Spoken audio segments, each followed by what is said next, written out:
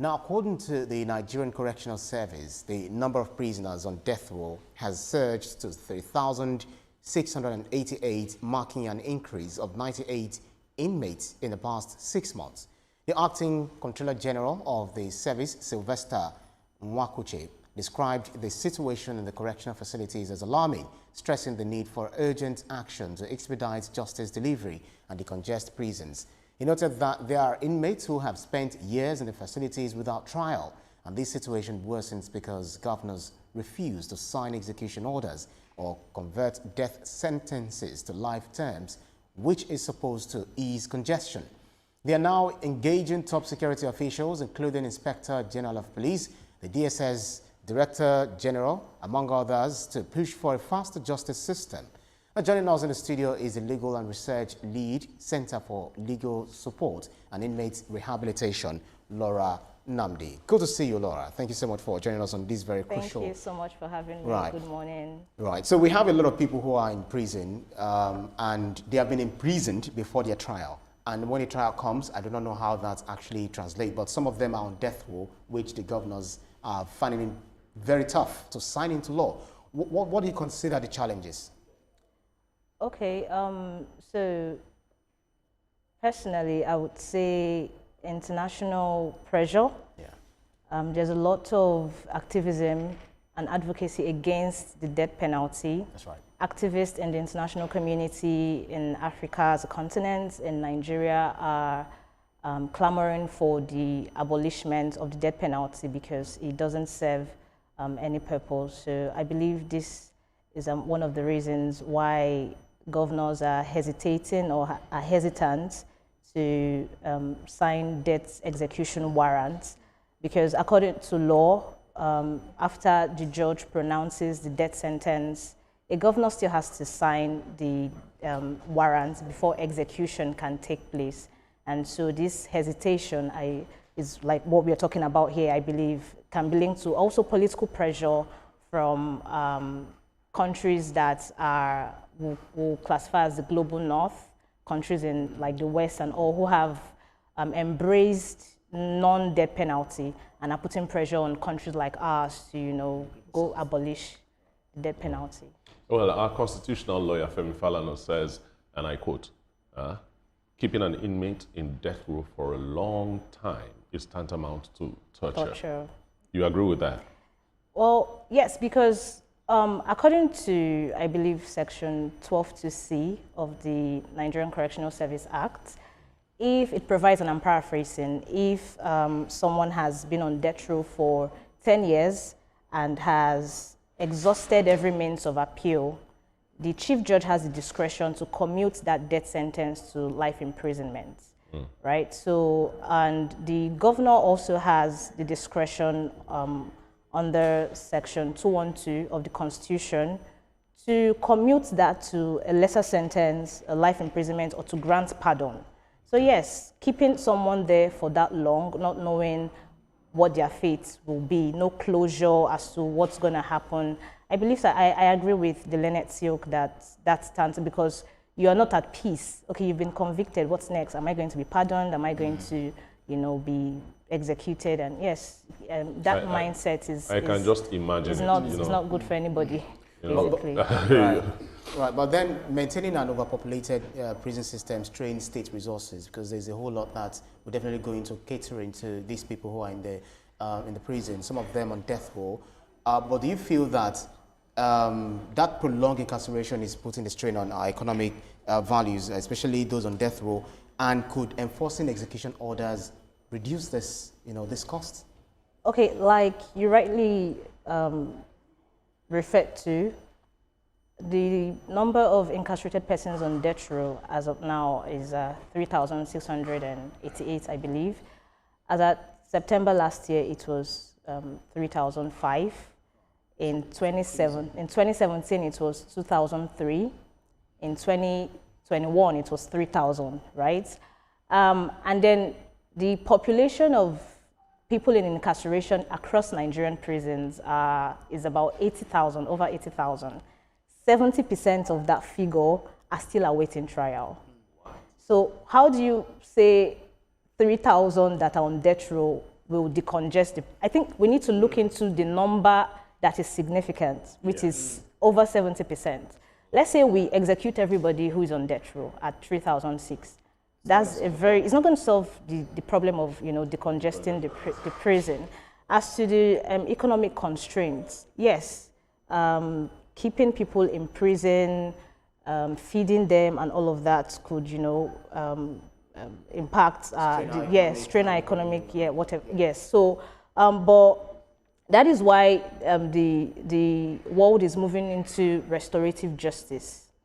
I'd have you know that I think in 2001, strong data, although it's kind of far, but the UK Restorative Justice Centre conducted a research, and they found that they saved £9 for every £1 spent on restorative justice. And there has been an increase of survivors and offenders and family members of victims and survivors alike who are opening up to restorative justice. They feel like, yes, this is 85% of that figure, as at that time, opted to meet their offenders or alleged offenders face to face, right? So there are other means to decongest the prison without executing anybody. I'll tell you a quick story. I have a colleague who was on death row for 14 years, and he was released on appeal. Now, imagine so many people who, if they go on appeal, the appellate court would say, oh no, you're not supposed to be in prison, or you were even arrested wrongfully or convicted wrongfully, and then you execute them before they have the chance to go on appeal. What happens, that's another innocent man sent to the gallows, right? So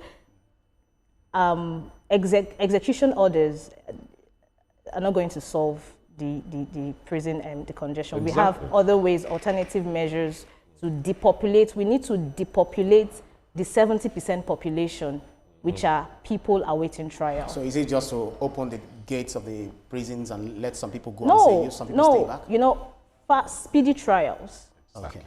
Exactly. Speedy trials. We need to sensitize law enforcement that they shouldn't be weaponized by people in power. Right? You see a situation where I had a situation recently. I went to repair my laptop. The laptop repairer was telling me how 2 of his colleagues were arrested. They're in the holding cell. I said, what happened? He said, the boss came. A former laptop repairer was there causing trouble. And the boss told them, hold that guy, don't let him run away. And the guy took up a sharp object and said, if anybody comes near me, I'll stab you. And so nobody could hold him. The boss became angry that I gave you an order, and then he brought the police. And, fortunately, the DPO in that police station, is quite a reasonable man. So I spoke to them. I said, you cannot continue to allow people with some measure of authority or power take advantage of the police and just throw people in anyhow. So he listened to me. He listened to the situation. I was like, this is not what you bring people there for. And it's a rarity that a police officer will do that. But I'm just grateful to God that he was there at that moment and he listened. So, you cannot just throw people in just keep them there for a very long time. Right. The complainants will even forget that you're there. The prosecutor will forget that you're there. Everybody forgets that you're there, and then you're spending 12, 10, 5 years in productive years. Now, just thinking about that is giving me a headache. I mean, you didn't do anything wrong, and you are thrown into that kind of situation. It's really depressing. I am interested in that 70% you talked about. People awaiting trial. Yes, please. Yes, we know that the justice system is quite slow, especially when it comes to criminal cases and things like that. What is your center, the Legal Research and Center for Legal Support and Inmate Rehabilitation? Why I want to ask you this question is inmate rehabilitation. Okay. How far has your center gone with that? How successful have you been? Okay, so we look at, beyond providing legal representation, our organization is mostly concerned with, eventually if you provide legal representation and these people get to come out, are they coming out rehabilitated, or are they going to come out and go back to crime? Because Nigeria has a high rate of recidivism, meaning people come out and then go back. They go back 1, 2, 3, 4, multiple times they are back. So what are the structures that we can put in place to ensure that people are coming out rehabilitated and are being successfully reintegrated into society? So we bridge that gap between society and incarcerated persons who, when they come out, become formerly incarcerated persons, right? And we utilize education. We do in-prison education and out-of-prison education. We utilize vocational skills training because we realize that interacting with our community, most of the times, the two serious issues that they face coming out of correctional facilities is financial stability and housing. So to reintegrate them back into society, I believe our organization has a safe house for formerly incarcerated women, specifically for formerly incarcerated women, and I'm pleased to announce that it is the first in Nigeria specifically for formerly incarcerated women. So when they come out and do not have where to go with their children, they come to us. They stay in our home it's like a safe transitional housing. So we rehabilitate you. What skill do you want to learn? Do you want to go back to school? And things like that. We put these structures in place, but obviously, we can't do it alone, and it's a collective effort. It's supposed to be collective. It's supposed to be holistic, right?